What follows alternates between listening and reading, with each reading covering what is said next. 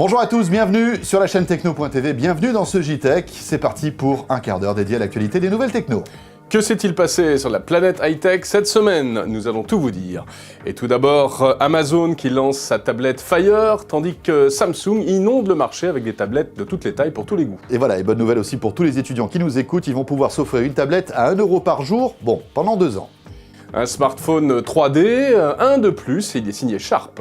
Et puis retour sur le nouveau Facebook qui a créé la polémique ces derniers jours. Soyez les bienvenus, c'est parti pour le JTech.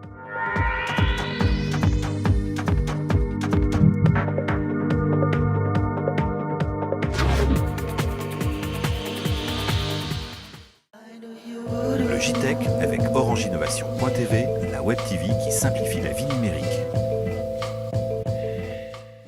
2 fois moins cher que l'iPad, à peine 200 $, Amazon a créé la surprise en présentant il y a quelques jours sa tablette. Alors Amazon en connaît, ils avaient déjà le Kindle pour lire des livres électroniques. Voici une sorte de super Kindle qui permettra maintenant, en plus de regarder des films, d'écouter de la musique, etc. Ça s'appelle Fire. Et cette tablette Fire a une diagonale d'image de 7 pouces. Et effectivement, Amazon ne s'en cache pas, veut devenir le concurrent direct d'Apple et de son iTunes Store, puisqu'avec cette tablette Fire, vous allez pouvoir acheter des livres, c'est un peu la spécialité d'Amazon, mais aussi de la musique, des vidéos. Et c'est peut-être pour ça aussi qu'elle n'est pas chère. Amazon pousse en fait le client à acheter une tablette et à acheter le contenu après directement sur son site. Et c'est ce qui en fait, François, un concurrent sérieux pour Apple, parce que là, au-delà de l'appareil lui-même, il y a une véritable offre commerciale, ce qu'on appelle une offre verticale, un terminal de lecture et un magasin en ligne pour acheter du contenu. Malheureusement, il va falloir attendre, nous, Européens, puisque cette Fire arrive sur le continent américain exclusivement pour l'instant. Alors chez nous, on va pouvoir quand même se consoler avec une flopée de nouvelles tablettes signées notamment Samsung. Tout d'abord, la fameuse tablette 10.1. Regardez, c'est celle-ci. Voilà, qui est sortie en catimini en août dernier, mais qui commence véritablement à inonder le marché. Elle est sortie en catimini puisque, vous le savez, Apple fait des misères à Samsung depuis de nombreux mois maintenant et a un petit peu coupé, on va dire, les pattes du lancement de cette tablette. Avec des actions en justice pour des histoires de copies, de brevets, etc. En tout cas, à voir très vite et très bientôt sur la chaîne Techno, le test complet de la Galaxy Tab 10.1. Oui, puisque nous l'avons eu en main pendant plusieurs jours. Mais l'actualité immédiate chez Samsung, c'est la sortie de la tablette 8.9, donc plus petite que celle-ci. Elle est vendue environ 500 € nue, elle est à 350 € avec un forfait 3G. Voilà, c'est une de plus, on s'y perd chez Samsung. Samsung fait des petits avec ses tablettes, de la plus grande qui a donc une diagonale d'image de 10.1 pouces à la plus petite qui fait 5.2 pouces, qui n'est pas encore sortie. Et bien voilà, la famille tablette chez Samsung comporte 4 petits pour l'instant, et peut-être que ça va s'agrandir. Alors c'est une vraie stratégie de marché en tout cas, de la part de Samsung. Il s'agit d'offrir toutes les tailles pour tous les goûts. On a fait des études chez Samsung qui ont montré en fait qu'il y a des gens qui vont avoir une affinité en fait avec différents formats. Les femmes vont plus référer notamment des formats plus courts, plus petits, comme la 8.9. Comme il y a de nombreux smartphones aujourd'hui, les tablettes sortent dans différents formats. Alors, si vous n'avez pas décroché en cours de route et que vous arrivez à suivre cette histoire de tablette, et que vous êtes étudiant, réjouissez-vous, car vous allez pouvoir vous en offrir une pour vraiment pas cher. 1 € par jour pendant 2 ans, en fait, ce qui va vous permettre, pour ce prix-là, cette petite somme, d'avoir une tablette plus un abonnement 3G d'une capacité d'1 giga par mois pour pouvoir surfer où on en a envie. Voilà, c'est le gouvernement renouvelle l'offre qu'ils avaient lancée avec le PC à 1 €, on se rappelle de ça, c'était en 2004. Donc si vous êtes étudiant, après le bac, dans une fac, dans une école privée, etc., vous y avez droit, soit un iPad 2 16 Go, soit un Galaxy Tab 8.9. Coût total de l'opération, 720 € sur 2 ans. Cela dit, si vous n'avez pas la chance d'être encore étudiant, regardez bien quand même sur les sites des opérateurs, parce qu'en fait, en fouillant dans le maquis marketing, on arrive à trouver des choses qui sont presque équivalentes. L'actualité high-tech cette semaine, c'est aussi pas mal de nouveautés dans le monde du smartphone, Jérôme. Oui, avec l'arrivée d'une nouvelle version du système Windows Phone. Si vous possédez un téléphone Windows Phone, vous avez peut-être reçu une notification vous invitant à brancher votre téléphone sur votre ordinateur, Mac ou PC, pour faire une mise à jour. C'est le Windows Phone 7.7. C'est une procédure aujourd'hui qui devient de plus en plus banale.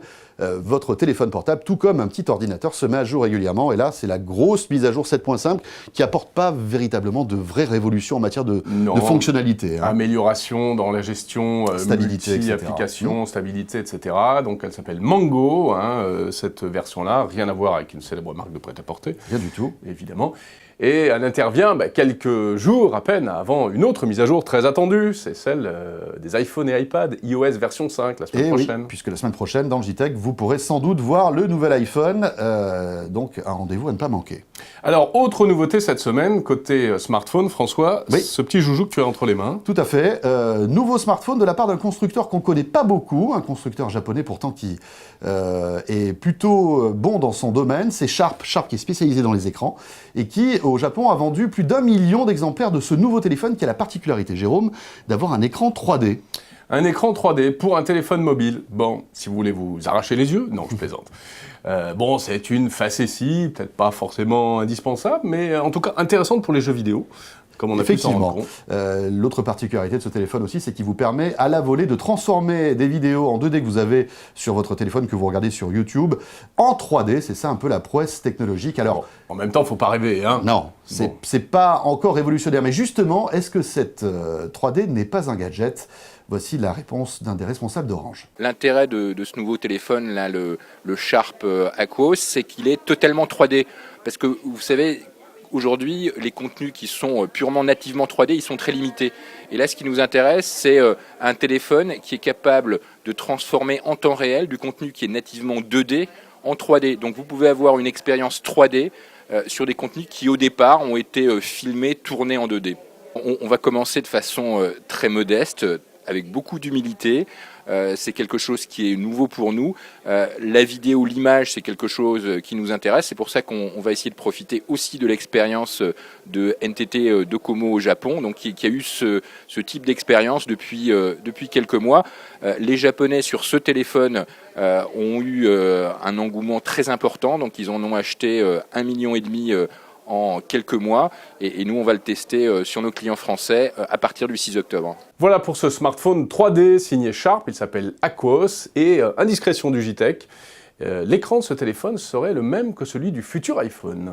Toujours dans l'actualité de la téléphonie mobile, SFR dégaine ses forfaits low cost. Après Bouygues Télécom, après Orange et sa nouvelle marque Zosh, SFR donc lance Red. Toujours le même principe, des forfaits qui se souscrivent sur Internet, Jérôme. Exclusivement. Avec des tarifs de 12 à 34 euros, des tarifs donc très compétitifs qui vous permettent pour ces tarifs d'avoir du SMS, de la voix et de l'Internet illimité. Alors pas de mobile. Pas de mobile, bien sûr subventionné pour ces tarifs, on s'en doute. Un petit avantage malgré tout par rapport aux concurrents low cost, SFR promet d'avoir un service clientèle à la hauteur puisque vous pourrez appeler un technicien si vous avez un souci avec ce genre de forfait.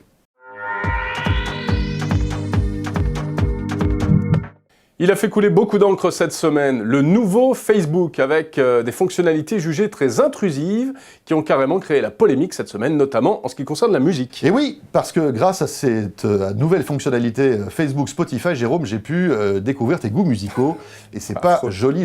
Et oui, en gros, si vous êtes abonné Spotify et que vous avez un compte Facebook, eh bien, vous avez pu communiquer à la planète entière toutes les chansons que vous étiez en train d'écouter sur Spotify. En gros, c'est ça. Voilà, c'est à peu près ça. Alors bon, ça a beaucoup rué dans les brancards sur le web. Du coup, Spotify a mis un petit peu d'eau dans son vin. Il y a une fonction d'écoute privée qui vient d'être mise en place par la plateforme musicale Spotify. En revanche, nouveauté, pour créer un nouveau compte Spotify, vous devez obligatoirement posséder un compte Facebook. Voilà. Et ça, c'est un peu fort. Et là encore, tollé général sur les forums, mais bon, Facebook dit qu'on n'est pas obligé véritablement de se servir du compte Facebook pour utiliser Spotify. Mais malgré tout, il faut créer un compte Facebook. C'est un peu bizarre tout ça. En tout cas, de la musique légale au piratage, il n'y a qu'un pas, évidemment. Tiens, si on parlait d'Adopi, la haute autorité contre le piratage, qui faisait cette semaine son bilan après 18 mois d'existence. Un bilan en chiffres, 650 000 mails d'avertissement envoyés à des internautes soupçonnés de télécharger illégalement de la musique. Voilà, donc ça c'est la première procédure, c'est le premier avertissement, 650 000 mails.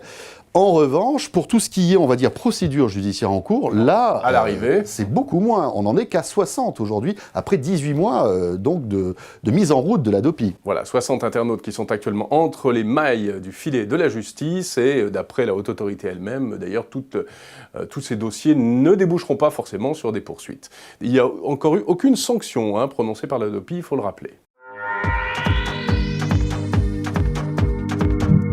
Le JTech, toute l'actualité des nouvelles technologies, s'intéresse maintenant à votre facture électrique. Tout ça va bientôt changer grâce à un nouveau compteur, Jérôme, qui va être déployé à partir de l'année prochaine. Ça y est, alors ça a pris beaucoup de temps, il y a eu pas mal de polémiques. Il s'appelle Linky, le compteur électrique intelligent qui va être installé par EDF. Intelligent pourquoi? Parce qu'il va communiquer, plus besoin de relever le compteur à la main comme ça sur un petit papier. Les informations seront envoyées automatiquement à EDF et en plus, vous-même, abonné, vous pourrez théoriquement savoir en temps réel ce que vous consommez, combien vous coûtent vos appareils électriques. Oui, parce que ce qui est étonnant, c'est qu'aujourd'hui, bien que ce soit en matière de télécom ou dans d'autres services, on sait où on en est à peu près dans notre consommation. Eh bien, l'électricité, c'est pas le cas. Donc Linky devrait arranger les choses. Polémique, cela dit, puisque Linky coûte cher, très très cher. Des millions de compteurs vont être déployés, installés chez les particuliers. Qui va payer? Et ces services, justement, de factures détaillées, en quelque sorte, ne seraient-ils pas payants? Et voilà, l'innovation technologique, c'est bien sympathique, mais entre ce que l'on nous promet sur le papier et ce que l'on risque de payer à l'arrivée en tant que consommateur, on risque d'avoir des surprises, parce que s'il faut payer plus pour savoir combien on consomme, c'est moyennement intéressant. C'est pas terrible. Voilà, ce JTech est terminé. Merci de nous avoir suivis, comme chaque semaine, sur la chaîne Techno.tv, sur Lyon, aussi sur la TNT, sur TLM, et puis sur Orange Innovation TV. N'hésitez pas à nous rejoindre sur la chaîne Techno.tv. On se retrouve dans 8 jours. Salut à tous, portez-vous bien, bye bye.